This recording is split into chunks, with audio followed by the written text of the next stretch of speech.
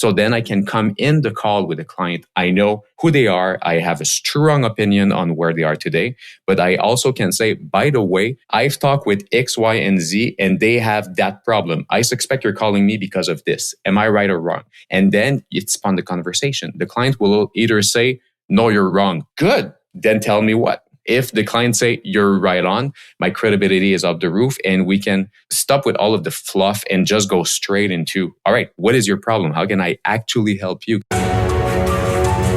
My name's Mike Lander, and you're listening to Higgle, the B2B Sales Club podcast, where we bring you actionable insights about sales RFPs, negotiations, and difficult procurement discussions from sales leaders, brand leaders, and procurement leaders.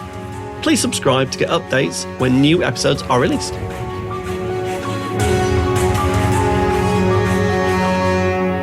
Antoine, thanks ever so much for joining me on Higgle, the B2B Sales Club podcast. Great to have you as a guest. Thank you for having me. I'm really excited. And we met through one of your colleagues and friends. We did. Who was also on the show. Yeah, through Alice. And Alice just changed jobs. She's now VP of something. She's awesome. I really like her. She's brilliant. She's amazing. Oh, I'll drop her a note afterwards, actually. Definitely.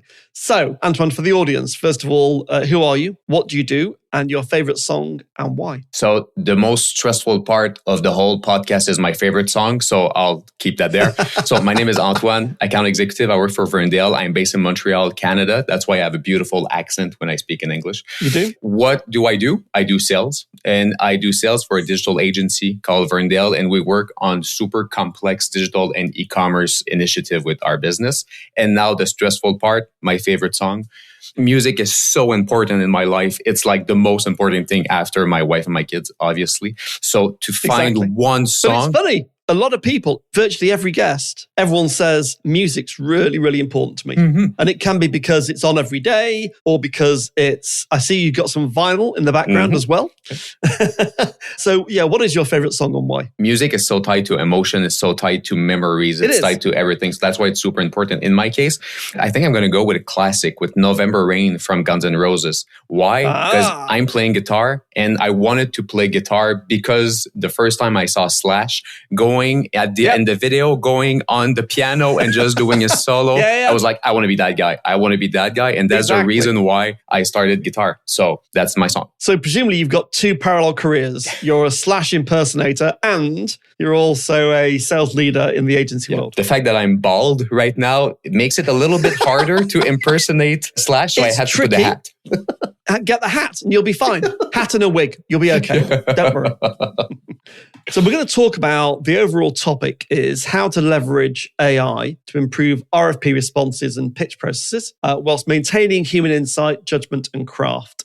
So the kind of opening questions around how buyers are using AI and LLMs to become more informed and what are the implications for sellers? You know, everything changed in sales. Everything changed like drastically in the last year. But a year before, it changed from the year before, and we can go past 5 years. Everything is changing at a pace that is hard to follow. Right now, what I'm seeing is buyers are coming into conversation with way more information that they had before. 5 years ago, buyers were coming like, hey, I have this problem. How can I fix it? Now buyers are coming in the call saying, here's what I want. Here's the solution I'm looking for. How can you help me build that solution? So buyers are getting way more informed than they ever were. But all of that information mostly come from LLM, mostly come from the ChatGPT, the Claude, etc.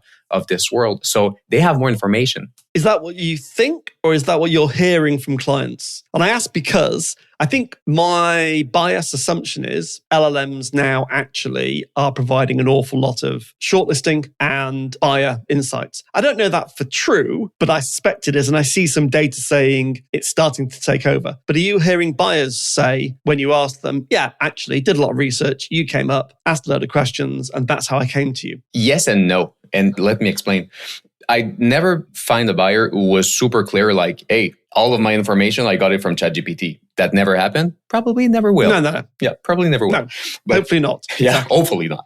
But it's really my 2 cents, because when I'm speaking with clients, what I'm seeing right now with buyers, they have way less nuances than they had before. And usually they're coming with a solution, but when we're resurfacing all of the gaps of the solution and all of the pitfall that they might fall into, I always have the big eyes like, oh, I didn't know that. And that just tells me, okay, so you got all your information through ChatGPT, through LLMs. But that's really interesting, I think, because so I obviously, like all of us, I use ChatGPT Claude a lot. Like, I don't know, 4 or 5 hours a day. Same. As a co-pilot, an assistant.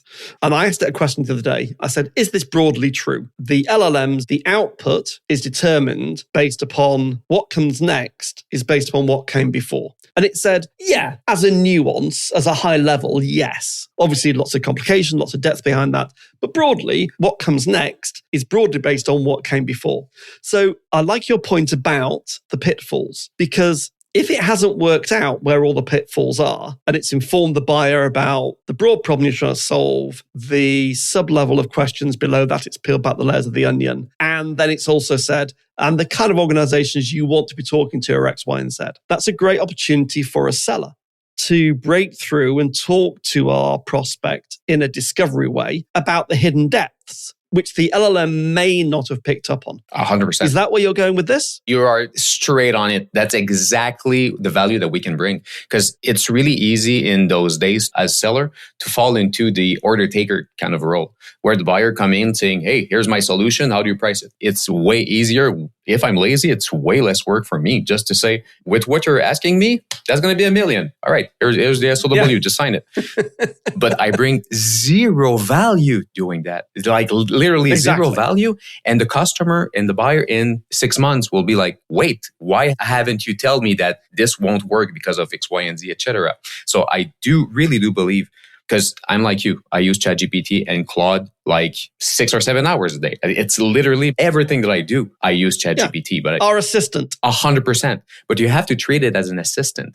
An assistant will do the boring work for you. So let me give you a super clear example. When I'm having a first discussion, a first discovery with a client, I'm going to use AI a lot upstream. And what I'm going to do with that, I'm going to understand the buyer way more than I never could before. Instead of doing like 8 hours of research, I can in 5 minutes be more informed than I could never have been prior to all the DLLM. And just give me, as we go through this, let's just kind of pick apart the examples for people. Because again, I think we make assumptions that everyone's doing this, but often people are missing opportunity.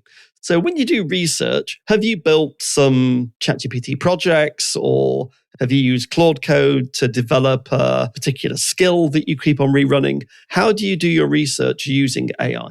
Super good question. And the answer is multi-threaded, to be honest. I don't do only ChatGPT or only Claude. I use each and every single one, depending on the need. So when I do research, and let me be super specific, when I do research before a call with a customer, I'll start with ChatGPT. ChatGPT, the first thing I'll do is, and I built a GPT for that, because I'm not going to rewrite the same thing 10,000 times. Not worth Exactly. So you built some instructions. You built a ChatGPT project and you put the instructions into the project, and you also gave it some context documents as well, probably. And then each time it gets better and better and better, and you don't have to repeat stuff. 100%. And you name it, the context file that you're going to put in the GPT or the project is where the magic happens. So I have a context file on what is my business? What can we actually do? What is the value proposition that I have? And I have some points that I'm looking for and some problems that I'm seeing, and I'm feeding that document. But there's problems that I'm usually seeing with customer. So then when I task ChatGPT, go on the web, make all of the research for me on the business, go find all of the information, what's the industry, but go find the news, go find the acquisition that they've done. So I have a list of things that I'm looking for, but always do that research through the lens of the context file that I gave you. So it does the research as if it was me. So that's the first part that I'm doing. And again, on that point, because there is no point in asking broad questions to any of the LLMs, because it will give you it won't know what to look for. Like having an intern, if you gave the intern a very broad question, go and research the industry this client sits in, well, you get all sorts back. So you have to tell it, but only through the lens of the kind of problems that we can solve, because we do these kinds of things for these kinds of clients. Otherwise, and that may come back with, actually, can't really see a fit here, Antoine. 100%. And then you go, okay, then maybe on the call, it's like, done quite a lot of research, not really quite sure where the fit is, but maybe I've missed something. 100%. And I really prefer to lose fast than to just lose my time or lose their time. Same here. Why would you drag it out? 100%. What's the point? And you have to use all of the context that it's giving you for the rest of my team as well to get them up to speed. But to your point, when I'm going in the call with the customer, if it's a fit, good. I know how to drive my call. If it's not a fit, good. I also know how to drive my call, and I can help the client realize I'm not the fit and help them find the right solution. So as a trusted advisor, our job as salespeople is to help our clients solve their problems, even if that means it's not with our solution. 100%. And if I say to a client, I'm sorry, I'm not the right fit for this project here, the next time that they're going to call me and I'm going to say I'm the right fit, I already have way more credibility than anyone else. You do. So exactly. They're far more likely to trust you. Definitely. I was always told that, always told. Don't try and extend yourself into areas that you're not 100% capable in. Better to advise the client, but I've got someone you can go and talk to. Go and talk to James, go and talk to Emma. They can help. So that's kind of research, definitely as an AI tool. What else do you do in sales using AI? We have a tool internally called Glean. Have you ever heard of Glean? No. It's the best thing that's ever happened to the humanity. Trust me, it's the best thing ever. Glean. Glean. Glean. Okay. So it's an AI tool. Yep. And that's because I can't spell Antoine. But I can pronounce, so we're even. Yeah, that's good. Yeah. So, and this is not an infomercial for Glean. I don't want to talk way too much about it, but they're not sponsoring the show, everyone. It's not a setup. No. So what is Glean? I'm just a fan. Glean is a tool that will connect. It's an AI tool that will use all of the different LLMs, all of the different models, and you can choose which model you want. And the power of Glean is it connects to all of your internal system. And it has all of the history. It indexes everything, the Slack message, the Outlook, SharePoint, name it, everything, the transcript of the call, everything. So before I go into a discovery call with a client, first I use ChatGPT to surface public information on the client. But then I go and Glean and I say, all right, I'm talking with a distributor of electric parts. Glean, find me all of the discovery call we had with distributor and electric calls and resurface all of the pain points that they had. It will go through all of the documentation, all of the transcript, everything. And then it will give me in 30 seconds a list of like, here's the 10 points that every single one of them they have. So then I can come in the call with the client. I know who they are. I have a strong opinion on where they are today, but I also can say, by the way, I've talked with X, Y, and Z, and they have that problem. I suspect you're calling me because of this. Am I right or wrong? And then it's spun the conversation. The client will either say, no, you're wrong. Good. Then tell me what. If the client say you're right on, my credibility is up the roof and we can stop with all of the fluff and just go straight into, all right, what is your problem? How can I actually help you? Because my job is to resurface all of the gaps and all of the problems that the client don't know because they don't know what they don't know. We've been in the business for 27 years. We've done that literally more than 1,000 times. We've done multiple projects. So, and the client on the other side of the table, it's probably their first, second, third big project like that. We've done this 1,000 times. It's my role not to be an order taker, but to actually add value and to help the buyer better understand their own problem. And I can do that by searching the web, by searching what are all the conversation I had with previous clients before. Glean is the tool that can help us do that. And obviously, so everyone knows it's all anonymized. So basically, Antoine's getting all that information, anonymizing it, pulling together themes, which is what we do. As sellers, we work within a sector that gives us sector knowledge, which is often tacit, but now is explicit within the AI environment. And it allows us to bring out broad themes. I think what you're saying, Antoine, is AI for very good sellers, AI helps us be even better. 100%. And for the best sellers, AI will help you do things faster, do things quicker, and be informed and up to speed faster than you could have ever been before. And by the way, just on that point, just before I forget it, if you're not a great seller and you accept what it says, and then you use that with the client, that's going to get you nowhere or into very deep water. So you can't just trust what it says. You have to apply your judgment and your insights and your experience, and you have to ask it the right things. And then, because you'll often find, I'm sure you do, I'll go, no, that's not right. You need to think about this, this, and this. Here's some more context. And it goes, oh, okay. Yeah. And it will improve the output the more insight and the more challenge you give it. Do you find that? You could not be more right. That is 100% through. There's a teacher here in Quebec. That teacher is working with young adults. And that was on the news today, this morning. They gave them an homework saying, here's the homework, and I want you to ask ChatGPT to do the homework for you. That's the homework. Right. Then they've all done it. Oh, then this would be good. The second homework was, now look at what ChatGPT does and tell me everything that is wrong in that answer. And the whole goal of that was just you have to train your muscle on just not get the information and get feeded. This is not TikTok. This is not doom scrolling. This is job we're talking about. So that gives you information, and you have to put your critical mass and your critical knowledge and all of your instincts to it to say, oh, I think that's wrong. Or, oh, I haven't thought of that. Let's dig deeper in this. Why may that be wrong? Exactly. 100%. And if you only use ChatGPT, for example, you receive an RFP from a buyer. If you use ChatGPT or Claude just to give a response with more polished words, and you take the brief and you just rewrite it with Claude and ChatGPT, let me just tell you right away, you're going to lose it. You're going to lose it. That's it. And your credibility will be down the drain. And the buyer will spot it a mile off. 100%. I just spent literally, so the audience is clear. So I have paid for LLM. I've turned model training off. I've put safeguards in place so that I can put documents in from clients into a private ChatGPT project. So there's no leakage of data. But it'll still take me a day to review that, to write something, to comment on a client's proposal, to do all of that work, the heavy lifting, because that's the value add. It may actually take me, and it does, the same amount of time as it does normally. Only I'll go deeper in certain areas. I'll spot nuances, things that I may have missed because I'm human. So it's more comprehensive, but I have to train it. And I have to give it all my context in a secure way. And this is a super important point that you're bringing here right now, the security part of it. We're working with banks. We're working with financial institute, with insurance companies. Security is the number one priority.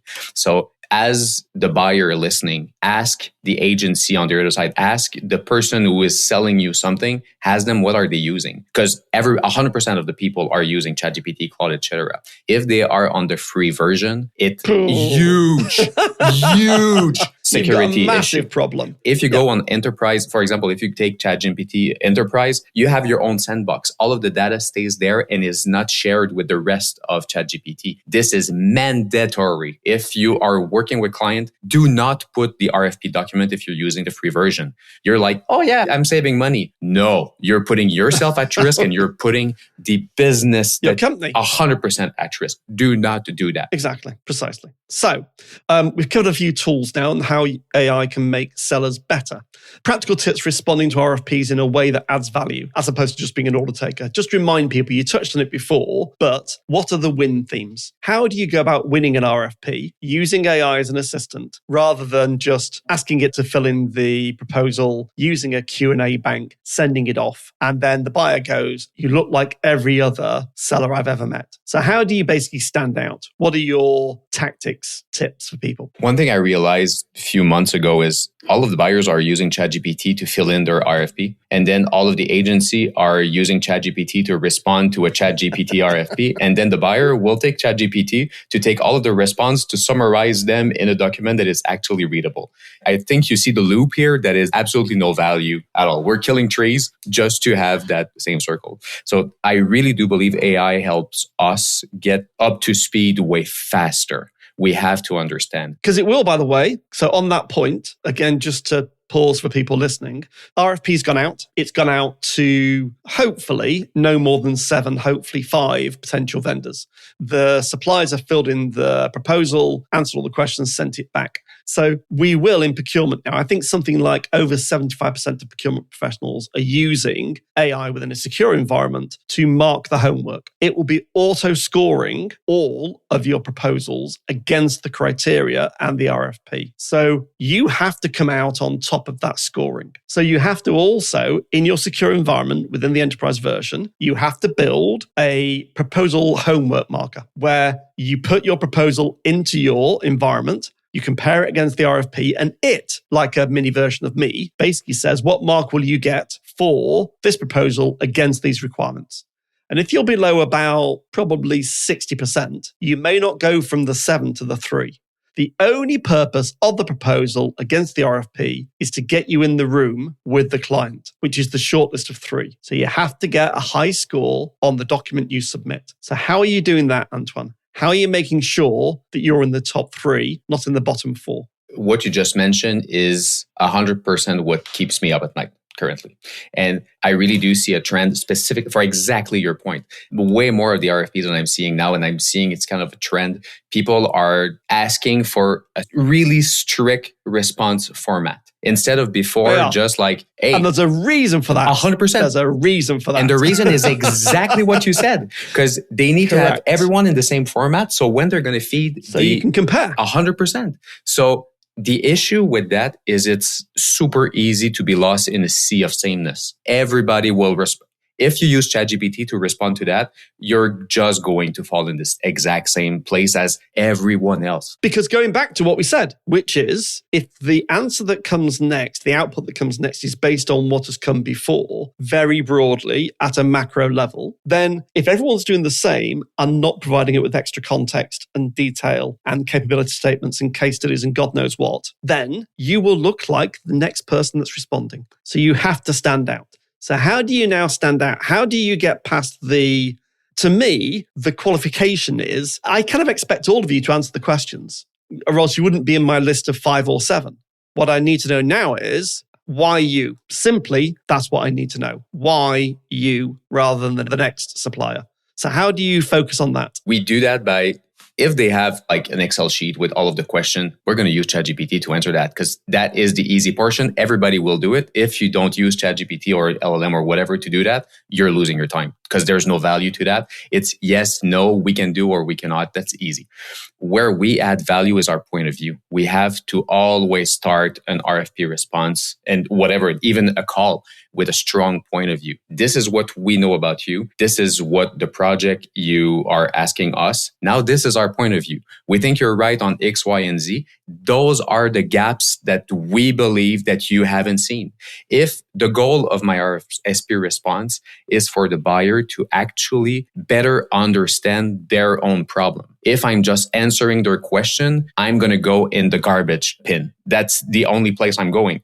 I need to show like, hey, you called me, you know I can do the job, full stop. But you called 6 others that you know that they can do the job. So why us? Because that's our point. Because here's our strong point of view. Here's how we want to help you. And here's the gaps that you haven't seen that are not mentioned in your RFP, but that we are going to get together. And here how we are going to manage them. So if you don't add value and if you are just responding to the question, you're lost. And don't get me wrong, you have to respond to the question. But if you only do that, don't even lose your time responding. I was taught years ago that was called necessary but not sufficient. It is necessary that you answer all the questions, but it is not sufficient to win. Love that.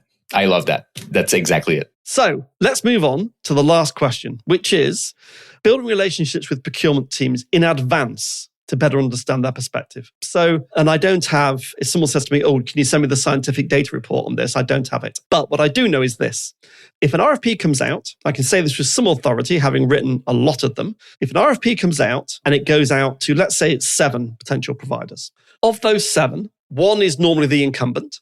2 more are those that we know very well. For some reason, we've either worked with them before, or we know one of the people there and they've moved, or one of my close colleagues in another organization has worked with them and they've got amazing credentials. So now you've got the incumbent plus 2 more. There's 3. The other 4 get made up of all sorts. It could be a referral. It could be we met you at a conference. It could be that I found you on ChatGPT. As long as the incumbent's done a great job and they've gone out for governance reasons, the incumbent wins something like 60% of the time.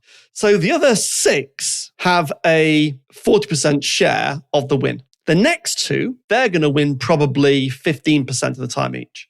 So now you've got 3 bidders that are covering 90% probability of winning. If you're in the bottom 4, you've got a 2.5% chance of winning.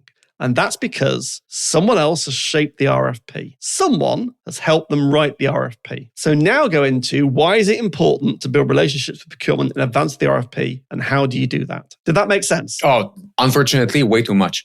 So, Good. Let's be brutally honest here. There's a lot of salespeople that believe that procurement are either dead inside or they're just there. They're just the gatekeeper, we're the devil. 100%. And there's some people who are actually helping that stereotype, as there are salespeople who are actually helping the stereotype of salespeople as well. Let's be clear. But if that's the way you think about procurement people, you will always be in the bottom four. You will always be. You have to create that relationship before it. And you might win 1 in 20, maybe. And the 1 in 20 that you win will convince you that you should keep bidding for the other 19 that you lose. Mm-hmm. And so it goes on. Yeah, 100%. And the way that we can get out of that unfortunate loop is to get the relationship with the procurement. This is super hard because you have to find the right timing to have the conversation with procurement. If I just call a business that I never called before and call it procurement, obviously that will bring me nowhere. But when I'm starting the discussion, when there's a discovery call with the business, with the client, and we actually see that there's something there, there's a project that might go there, it's actually good to start a conversation with procurement. First, to create the relationship, but also to understand what is the procurement role in that specific RFP. Because the procurement role is to, broadly, they need to provide a service or a product for the business and they need to protect the business. I just sum up their job. Manage risk, get the best commercial offer that we can, drive innovation and quality in the supply chain, work with reputable suppliers. All those good things is what I'm trying to do. And I'm running a process. It's not my money. I'm running a process for the person whose money it is. 100%. But my job is to sell. My job is to be able, not to convince, because I truly believe that if you need to convince someone, you're not in the right place right now. Yeah, I would agree. My job is still to sell. Yeah. So we don't have two conflicting roles. No, we actually have complementary roles. So to build a relationship before the RFP comes out, and then we're stuck in the process that we need to follow, obviously, to have that relationship before will actually help me as a buyer know my way easier. Who are the decision maker? How can I make it? How can I make their job easier when I'm going to respond to the RFP? Just knowing, hey, by the way, we're going to use it and we're going to score it automatically. Perfect. So I'm going to make sure that my response is in the format that you want. Is it okay if I ask this? Ask question. Just go build that relationship so you can, if you're doing a good job as a salesperson, you are going to set yourself in an adversary role for the business. Do the exact same for procurement, because procurement is part of the business. It's not the gatekeeper. It's someone who will help you win, or if you're not being good, who will help you not win as well. So create that relationship, not in the goal of selling more, but in the goal of that's the right thing to do to be able, because we're building a relationship between two businesses. That's ultimately what we're doing. And that relationship in a multi-threaded way. 100%. Multi-threaded selling, good old-fashioned multi-threaded selling and influencing. And when I say someone else has written that RFP, I don't mean clearly if someone's listening, oh, well, that means there's very strong bias and governance has been broken. And blah. I'm like, no, what that means is Antoine's taken the time to educate me in an appropriate way, not over a Michelin-star meal, because that's vastly inappropriate. But you've sent me thought leadership, you bought me a coffee maybe, we've had a discussion. We've had several discussions over several years or months.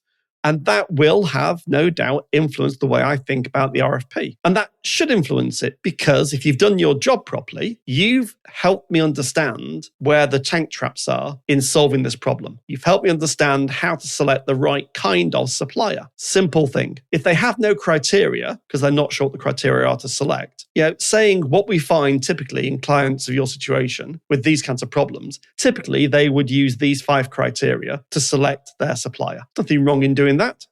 Can be really helpful and it can give you an edge. We're talking about edges here. 100%. How do you give yourself an edge? And if just talking about the edge, I want to point out something that you told me in a previous conversation we had before.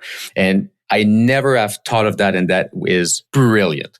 You told me that there is events in the world specifically for procurement people. So there are. I should, as a salesperson, I should attend those events. Not my goal to sell. I'm not going to sell anything to procurement people. That's absolutely not the goal. My goal is to create relationship, but my goal is mainly to hear what they are hearing, to understand what are their problems, what are their pain points. So it will be easier for me when I'll have an RFP with one of those people, I'll better understand the shoes that they have on.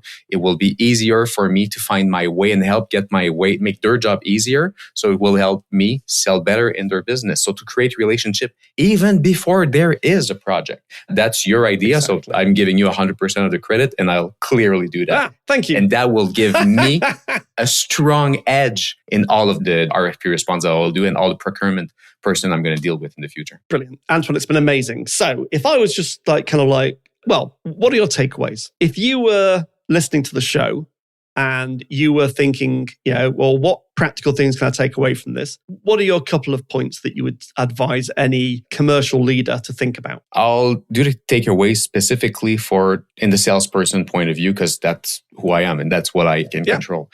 I do believe specifically for RSP response, a strong response will improve the buyer understanding of their own problem. So for everything that we've said, do not use AI just to write beautiful words, just to take the RFP and put it in more beautiful written words. That's had absolutely no value. So that is one thing. Another takeaway, I really believe people should start using AI for upstream knowledge, to get knowledge prior to the first conversation. That's where you add value. At the time where we're just sitting down in a discovery call, just tell me about yourself, those times are gone. Those times are way gone. You have to come in like, hey, I'm the salesperson, you're the buyer. Here's what I know about you. Here's all the research I've done about you. Here's the credibility I'm going to build, but here's how I think I can help you. So to you, and AI can help you get there way faster than we ever could. So I think those would be my two main takeaways. And obviously, human judgment is now more valuable than it has ever been in the world. And this is how you're going to differentiate yourself, by using your judgment and your expertise and not just relying on AI. Brilliant. Antoine, it's been amazing. Where can people find out more about you? On LinkedIn. That's actually the only social media I'm using. So on LinkedIn, just find Antoine Drapeau. There's not a lot. If you can find how to spell that on LinkedIn, that's the place. It's been a pleasure. Thank you so much for having me. Thank you ever so much, Antoine. Thank you. Thanks for listening to Higgle, the B2B Sales Club podcast series with your host, Mike Lander. Please subscribe so that you'll catch all the next episodes.